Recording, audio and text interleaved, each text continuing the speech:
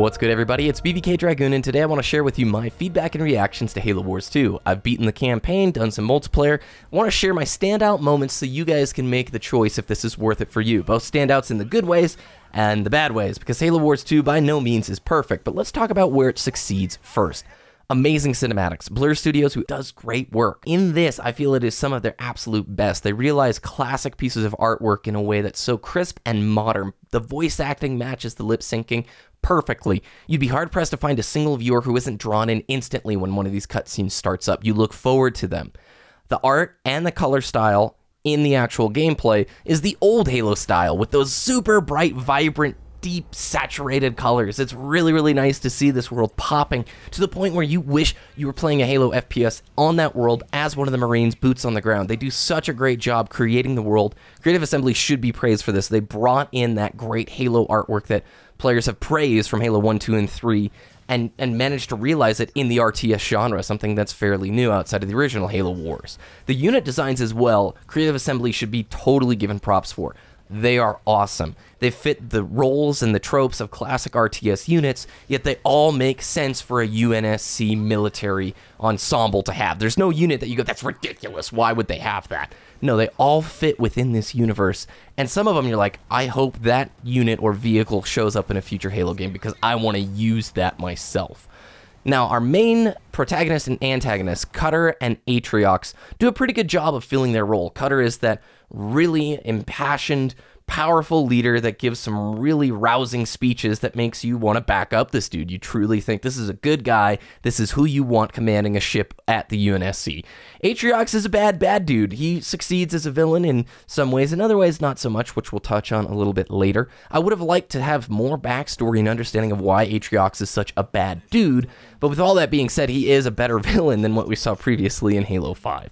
Now, the next little bit I have to talk about campaign length, and I have to talk a little bit about the mission design. So if you want no information about that, you can skip ahead in the video. I'll throw something on the screen. But the gameplay itself, there are 12 missions in total, and it's pretty simplistic, at least for me. And I'm sort of an RTS veteran. I've played a lot of RTSs over the last decade, especially StarCraft 2. So in RTS games, you see similar tropes show up again and again in missions. You usually have the missions where you're giving like a set of hero units that you have to guide through a play space with objectives without losing those units. There's no base building. And then you have the other end of the coin in RTS missions where you're given a base, you need to build up some forces and either defend or attack or do the classic RTS stuff with the base. And Halo Wars 2 has that, and they mix the two together. But I found there were many missions, at least on PC, where I reached max upgrades, I maxed the army out, and I was sort of just waiting for the next set of enemies to arrive. Now, don't think that I'm telling you the game isn't difficult. On Legendary, there are some bonus objectives that are really hard, and that there are, extra skulls to go after or pieces of intel scattered on the map. There is content in these 12 missions, and it can be challenging. There were moments where it felt like huge lulls in the action as I was waiting for the computer to reach a certain point in its internal clock for it to send the next set of units for me to fight. A couple of reasons for that. This game is designed for console, and on PC it is much easier to control the units, obviously. And Creative Assembly, for the second reason, is trying to make RTS more accessible. It's no secret that RTS as a genre has been in decline the last 4 or 5 years. So I can't blame them for trying to create a game that's more accessible to a wider range of people. With that being said, those 12 missions do not take a whole lot of time to get through. I beat the game in about 5 hours, and I did not rush it. I took my time. I went after a lot of bonus objectives. I restarted missions to go after some of those skulls, and still at 5 hours you complete the campaign going, that's it? Really? And the ending, oh my goodness. The ending is atrocious. I'm sorry, but it is a terrible cliffhanger ending that ends with no satisfaction whatsoever. You keep building to this point where you think there's going to be a giant showdown with Atriox. I mean, that's what all the story trailers have built up to be, and it ends with such a whimper and this dumb tie-in to Halo 6 that you're just like, why did you do this? You had the opportunity to have a fantastic campaign with a great good guy and villain. You could have carried these characters forward. You can still have a big showdown with the final boss and have that villain carry over into the next game or the next thing he's going to be a part of.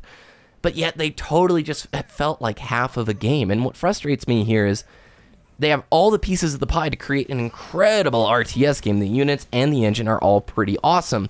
And I don't like to compare too often, but at least with RTS games, I'm going to give some of like the average play times of the more classic RTS games. Like the original StarCraft is about 25 hours to beat the main campaign.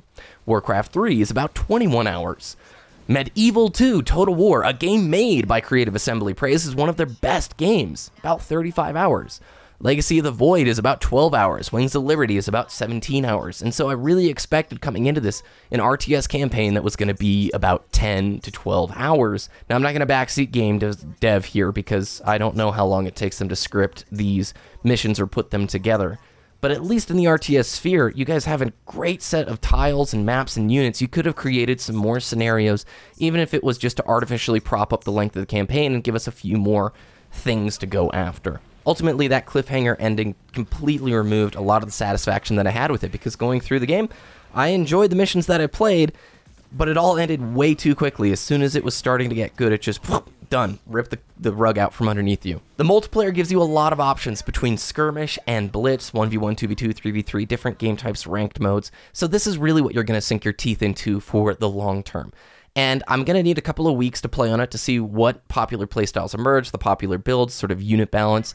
But I did play a lot in the beta, and I enjoyed it. You should know going into it on the Xbox One, and even on the PC, you have some weird load-in issues where you jump between unit locations. It's hard to show you guys because you don't see the moment I press the button to jump to a different unit or camera selection. But the game deloads assets, I think, off-screen, so that when you jump to a unit set that's far away on the map, it takes a second for the game to actually reload in those textures. And I'm on a pretty beefy PC over here with like an i7 6700K and a GTX 1080. And that stuff shouldn't be in the PC version of the game. I totally understand it on the Xbox One. It's a very processor-heavy type of game. So just know going in, performance-wise, when you're dealing with max unit counts, you will see frame rates lower on the Xbox One and on both platforms, PC and Xbox. When you're jumping between locations very often, there's a weird stutter and little slowdown before you can actually have the selection load in on the screen. So is this game worth it? I think if you're purchasing Halo Wars 2 with the intent of playing multiplayer and a decent amount of multiplayer, it's absolutely worth it. But if you're somebody who just wants to pick up this game to try out the campaign and see what the story is like, you're best off waiting until there's a little bit of a discount for this game. It's not bad by any stretch of the imagination. In fact, a lot of the game gets really good in that back half, and it's fun to see RTS on a controller working pretty well. But that short campaign mixed in with a horrible cliffhanger ending just sort of tainted this experience for me and really lessened the impact that the amazing art and the voice acting and the characters all could have had. That's just my 2 cents though, and I'd love to hear your feedback down in the comments below. Have you played Halo Wars 2? What do you think of it so far? Am I totally wrong in my opinions and assertions? Remember, everything I just said is totally subjective, and you could have a completely different experience. Thanks so much for watching. If you enjoyed this video, please let me know by liking the video, and we'll see you later this week.